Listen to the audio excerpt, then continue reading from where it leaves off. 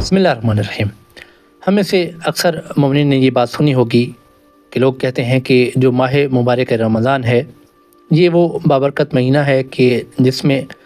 खुदा इंसान का मेज़बान होता है और जो रोज़ादार होता है वो मेहमान होता है। तो इस बात को समझने के लिए आज हम रसूल अकरम सल्लल्लाहु अलैहि वसल्लम की एक मुबारक हदीस का सहारा लेते हैं, जिसमें रसूल खुदा सल्लल्लाहु अलैहि वसल्लम माह मुबारक रमज़ान और खुदा की जो ज़ियाफ़त है, जो मेहमान नवाज़ी है, उसको बतला रहे हैं।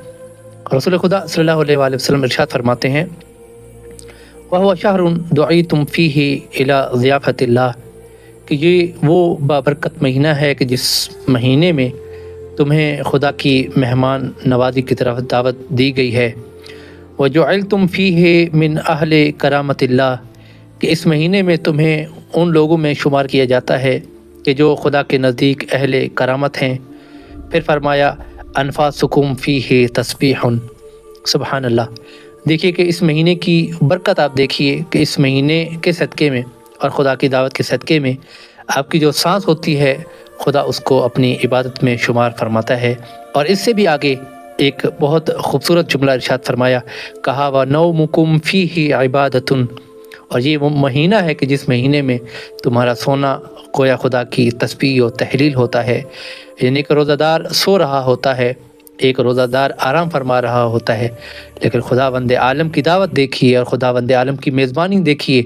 कि खुदा इस नींद को भी अपनी इबादत शुमार फरमाता है। उसके बाद एक और ख़ूबसूरत जुमला फरमाया व अमलुकुम फ़ीही मक़बूलुन, यानी कि इस महीने में जो भी रोज़ादार का अमल होता है, चाहे वो छोटा हो चाहे बड़ा हो, खुदावंद आलम उस अमल को कबूल फरमाता है। उसके बाद एक और बेहतरीन जुमला इरशाद फरमाया, कहा कि व दुआउकुम फ़ीही मुस्तजाबुन, और इस महीने में खुदावंद आलम से की गई हर दुआ खुदा अपनी बारगाह आलिया में उसको कबूल फरमाता है। तो ये है खुदा की मेहमान नवाज़ी कि खुदा इस महीने में वो रोज़ादार जो सारा दिन खुदा की कुर्बत की खातिर प्यासे रहते हैं, भूखे रहते हैं, खुदा उनको ये मेहमान नवाज़ी अता करता है और खुदा उनकी इस तरह से ज़ियाफ़त करता है कि खुदा उनके गुनाह भी माफ़ कर रहा है, खुदा उनकी दुआओं को मुस्तजाब भी कर रहा है और खुदा उनको अहले करामत में से भी करार दे रहा है।